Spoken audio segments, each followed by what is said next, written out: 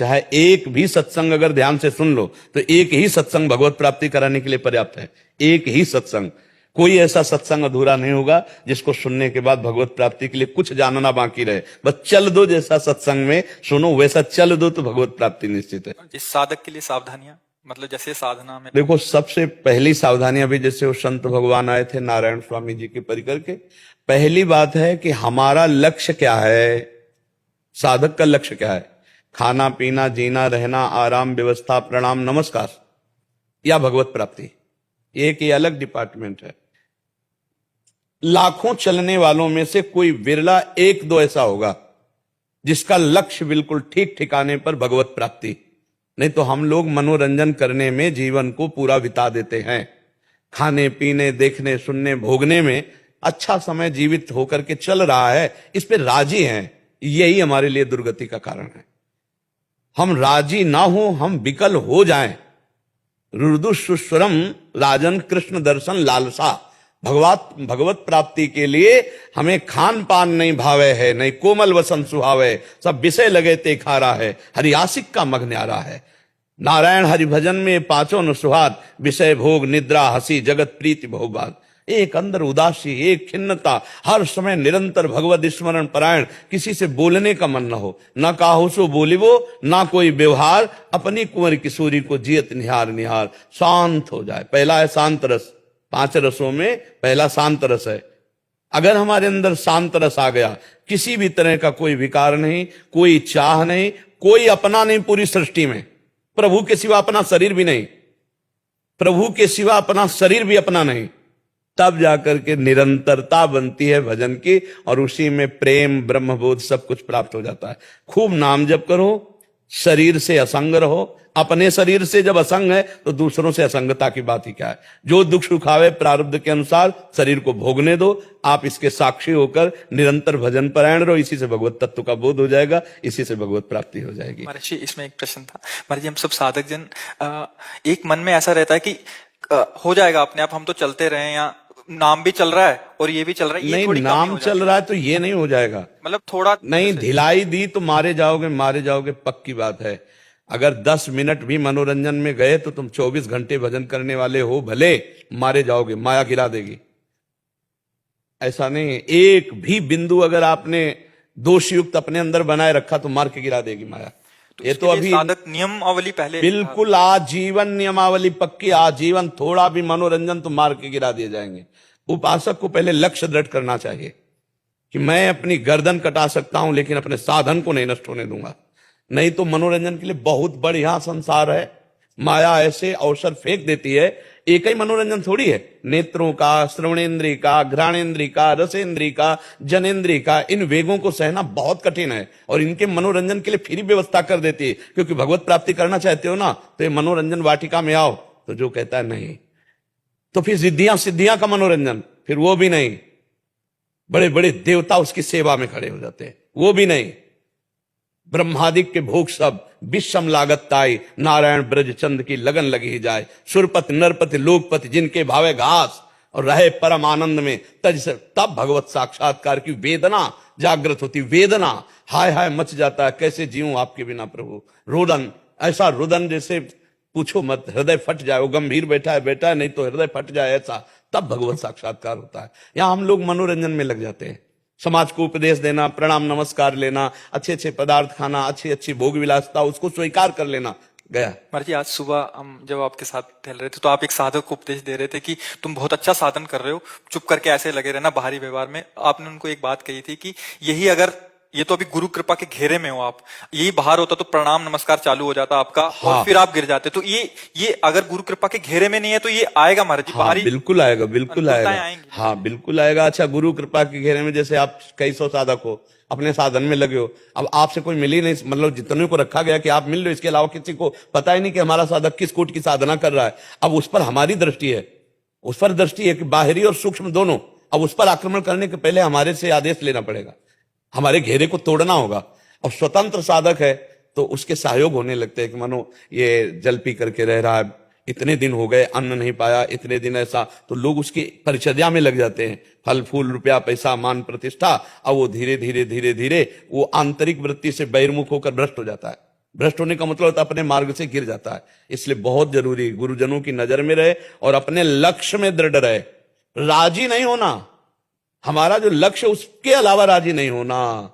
जब ध्रुव जी वनवास तपस्या के लिए, तो नारद जी ने तो यही कहा, तुम सिंहासन के लिए ही तो जा रहे हो, अभी उत्तानपाद को कहेंगे अभी तुम्हें सिंहासन मिल जाएगा। अरे बेटा हो तुम, अभी बच्चे हो, क्या मान अपमान, चलो वापस चलो। उनका नहीं, हमारा क्षत्रिय कुल में जन्म हुआ, हमारा स्वभाव एक बार निश्चय कर ले उसे हम टल नहीं सकते। उनका वहां राक्षस है, भेड़िया खा जाएगा, पक्का खा जाए तो कोई बात नहीं, अगर जिंदा रहेंगे तो भगवत प्राप्ति करेंगे, मरेंगे तो कोई बात नहीं। तब देवर्षि नारद जी ने देखा चेला पक्का भय और प्रलोभन दोनों से मुक्त, तो द्वादशाक्षर मंत्र दे 6 महीने में भगवत साक्षात्कार कर लिया। हम लोग लक्ष्य से हट जाते हैं, लक्ष्य से गिर जाते हैं। रुपया पैसा मान प्रतिष्ठा मठ महान बड़ी बड़ी इनमें हमारी राजी हो जाती है, और राजी हो जाना बस ये नहीं होना चाहिए, राजी नहीं होना है।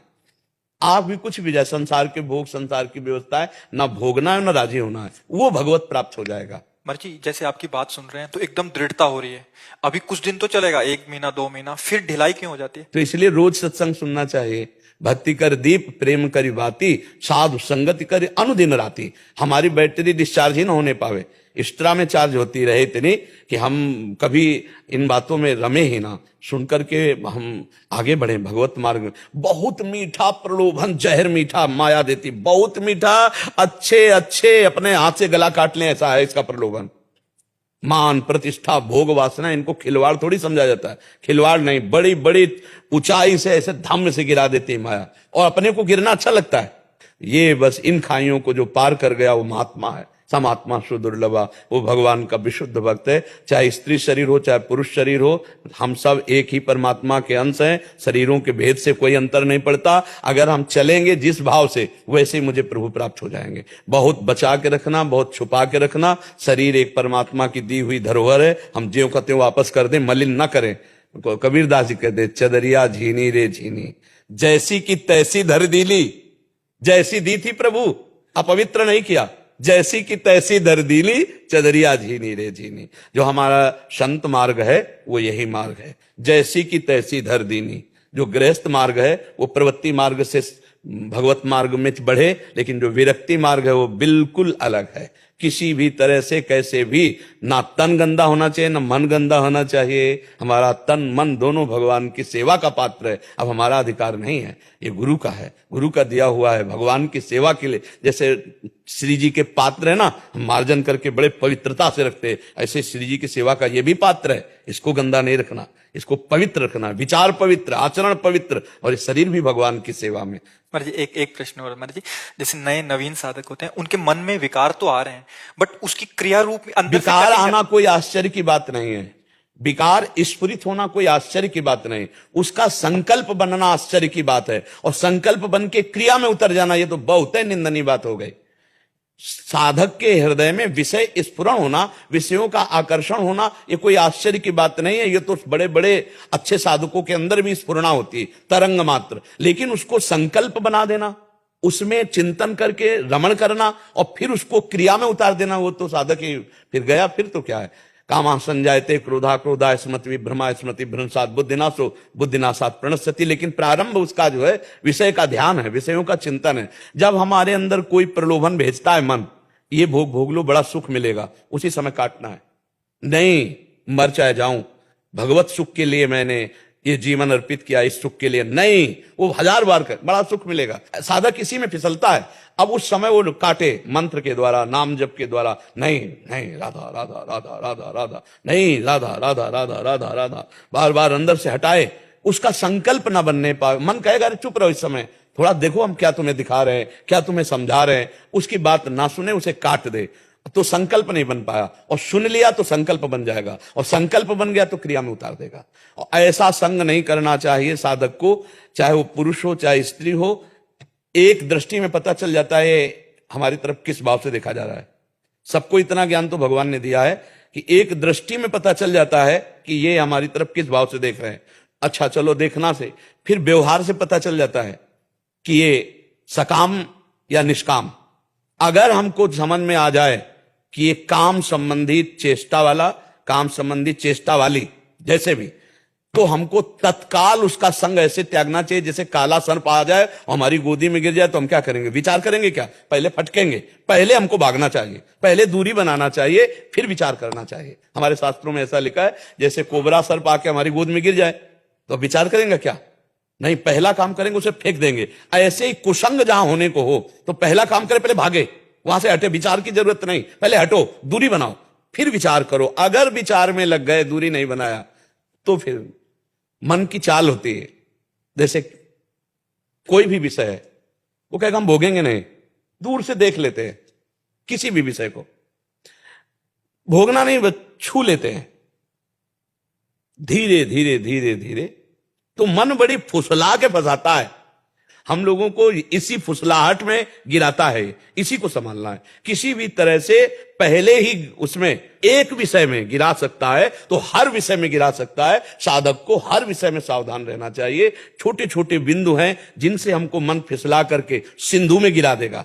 अभी तो बिंदु हैं, लेकिन सिंधु में गिरा देगा जहां से निकल पाना मुश्किल है और वो विषय में डूब जाएगा। इसलिए साधक को तो बहुत, चाहे जवान हो चाहे बूढ़ा, इससे कोई मतलब नहीं, शरीर से कोई मतलब नहीं मन को, तो हम कभी भी ढिलाई ना दें। अगर साधक ढिलाई देगा तो हर सुविधा मिल जाएगी, भगवान नहीं मिलेंगे।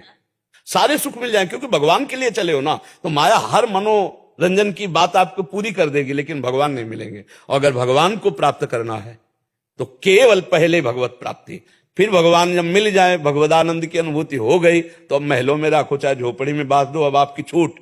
लेकिन जब तक आप नहीं मिलोगे तब तक आपको भी छूट नहीं कि महलों में रखो चाहे झोपड़ी में बांध दो। नहीं, हमें आप चाहिए, पहले आप मिलिए। आपसे युक्त होकर जहां चाहो लगा दो। आप नहीं मिलोगे तब तक कुछ स्वीकार नहीं करेंगे, पहले आप चाहिए। साधक को पहले इसमें लगना चाहिए। खूब भगवान का भजन करो, बुरे आचरणों का त्याग करो। किसी भी तरह से विरक्त भाव वाले उपासक को भगवान के सिवा किसी भोग में राजी नहीं होना चाहिए। पक्का किसी भी तरह का प्रलोभन, चाहे वो गुरु हो चाहे कोई भी हो, पक्का हम जिस मार्ग के पथिक हैं उस मार्ग को समझना चाहिए। अगर गुरु भी हमारी परीक्षा ले तो हमको भ्रष्ट नहीं होना चाहिए, विरोध में खड़े हो जाना चाहिए। तो गुरु प्रसन्न हो जाएगा अगर असली होगा, और नकली होगा तो बच जाओगे। दोनों बात है ना, नकली होगा तो बच जाओगे, असली होगा तो प्रसन्न हो जाएगा। शाबाश, परीक्षा ली जाती है ना, शाबाश। नहीं महाराज, शास्त्र ऐसा नहीं कहता, ऐसा आज तक किसी गुरु ने आदेश नहीं किया, ऐसा नहीं हो सकता। तो अगर डुप्लीकेट हुआ तो एड़ी कांपने लगेगी आपकी दृष्टि मात्र से, तो आप बच जाएंगे। अगर असली हुआ तो आशीर्वाद देगा, जा निर्भय विचर, जब तुम मेरे से फेल नहीं हुआ तो विश्व में कहीं फेल नहीं होगा। तो होता है ना। तो हमको ये ध्यान रखना है कि सत लक्ष्य में अगर गुरु भी हमारा आदेश कर दे विपरीत, तो हमको उसकी भी बात नहीं माननी, वो हमारी परीक्षा होगी और हम आगे निकल जाएंगे। और अगर हम डिसमिस स्वभाव, ढुलमुल स्वभाव, तो फिर ये मार्ग बहुत कठिन है, बहुत कठिन है। ऐसे ऐसी परीक्षाएं, ऐसा ऐसा रूप लेके प्रश्न आती है माया कि भगवान बचा सकते हैं, दूसरा कोई उपाय नहीं, कोई उपाय ही नहीं है। ये अपने पूरे जीवन में अपने लोगों ने सब देखा है ना, तो दृश्य देखे भगवान की माया के, अलौकिक अलौकिक दृश्य। बस एक लक्ष्य नहीं, ये मेरा लक्ष्य नहीं, नहीं नहीं, भाग भाग भाग। आज तक एक दोस्त नहीं बोला, एक दोस्त नहीं बोला, पूरी सृष्टि में हमारा एक भी दोस्त नहीं। तो दुश्मन का सवाल है नहीं, जब दोस्त नहीं तो दुश्मन के, राग नहीं तो द्वेष का सवाल ही नहीं। और जो दोस्त बने हैं वो चमत्कारिक है, उन्हीं का सारा खेल चल रहा है। वही दोस्त है हमारे प्रभु, प्रभु के सिवा कोई दोस्त नहीं। ये सब है, हम इनको अपना नहीं मानते। हमारे स्वामी शिष्य रूप धारण करके आए और मुझसे सेवा स्वांग करवा रहे हैं गुरु रूप का। बकाया हम इनके सेवक हैं, हमारे सब स्वामी हैं। आप सब आए हो, मेरे भगवान इस रूप में आए, प्रश्न उत्तर का आनंद दिला रहे, बस इतना भाव है। ये नहीं है कि यहां से ज्ञान निकल रहा है, नहीं नहीं, आनंद का परस्पर बोधयंतः, ये केवल सुख देने के लिए भगवान इस रूप में आए हुए हैं। बहुत सावधानी से चलो तो इसी जन्म में भगवान मिल जाएंगे, और ऐसे मिल जाएंगे जैसे हम आपको देख रहे हैं, गले लगते हैं, बात करते हैं, भक्तों के संग भगवान खेलते हैं। बस जैसी भावना करोगे वैसा ही आपको अनुभव आएगा। जाकी रही भावना जैसी प्रभु मूर्ति देखी, ये यथा माम प्रपद्यन्ते तास तथैव भजाम्यहम्। अगर आप चाहोगे कि भगवान मेरे सामने प्रकट हो, ऐसे बस वो परीक्षा लेंगे कि और किसी में राजी तो नहीं है। जैसे छोटा बच्चा खिलौनों से खेलना बंद कर दे, रोने लगे, तो माता दूसरा खिलौना बेचती है, उससे ही रोता है, तो माता किसी और को भेजी, जा गोद में ले ले, थोड़ा खवा पिला, ऐसा। वो फिर भी रोना बंद ना करे तो कहे बड़े नटखट है, हमारी गोद में चुप, तब वो लेगा। ऐसे ही भगवान भी है, पहले खिलौने देते हैं, खेलो, नहीं चाहिए खिलौना। तो फिर रिद्धियां सिद्धियां जाओ चुपवा दो जाके, नहीं चाहिए, फिर भी रो रहा है, तो मानेगा नहीं, मुझे ही जाना पड़ेगा, तब भगवत साक्षात्कार। हम लोग तो अब आजकल सुनते हो क्या कि कहीं किसी के ऋषि के पास अप्सरा आ रही है? मतलब जैसे कि भाई उनका तप भंग करने के लिए देवलोक से अप्सरा आ रही, जरूरत है ही नहीं तब काम। हम लोग छोटी मोटी वस्तुओं में गिर गए, हम लोग छोटे मोटे भोगों में गिर गए, तो अब जरूरत ही क्या है ऊपर से कोई दैवी शक्ति आवे हमें नष्ट करने के लिए? है ही नहीं। जब गिरा हुआ है तो क्या जरूरत है? अगर हम भगवान के सिवा किसी के लिए राजी ना हो तो अभी आपको दिव्यताएं सब दिखाई देने लगेंगी।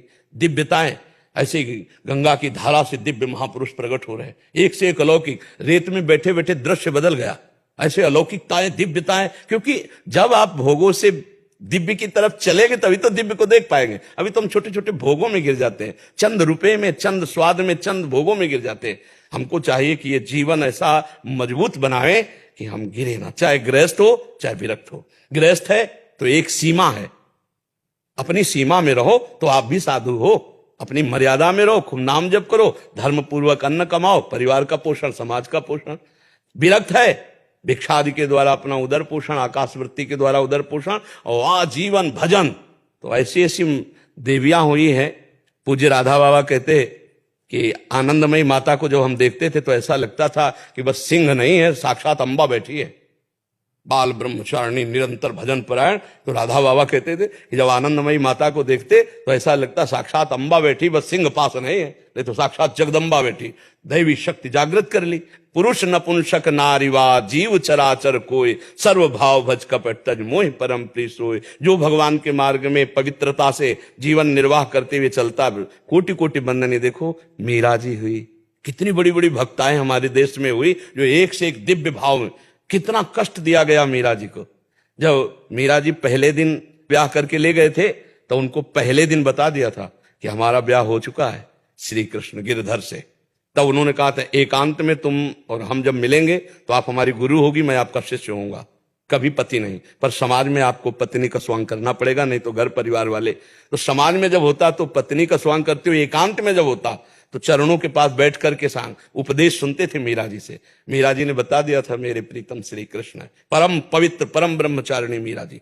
परम ब्याह हुआ था लेकिन एकांत में गुरु शिष्य की तरह रहते थे। ये एकांतिक बात है मीरा जी की। उन्होंने बता दिया था मेरे तो गिरधर गोपाल दूसरो न कोई, जाके सिर मोर मुकुट मेरो पति सोई। आप निमित्त मात्र हैं। तो उनका मुझे सौभाग्य होगा कि आप हमें एकांत में शिष्य रूप से स्वीकार करें। ऐसा ही जीवन रहा। तो कोई भी भजन करे, भजन करके यदि भगवान को चाहे तो निश्चित प्राप्त कर सकता है, कोई भी हो चराचर जगत में। पर भगवान को कपट छल अच्छा नहीं लगता। भगवान ने अपने हृदय की बात कही, निर्मल मन जन सो मोहि पावा, मोहि कपट छल छिद्र। कपट छल छिद्र भगवान को, ड्रामेबाजी अच्छा नहीं लगता। हम दोषी हैं, पापी हैं, नीच हैं, प्रभु आपके हैं जैसे हैं, और खुले हृदय से प्रभु को पुकारे तो जन अवगुण प्रभु मान न काऊ, दीन बंधुअति मृदुल स्वभाव। सारी गलतियों को माफ करके भगवान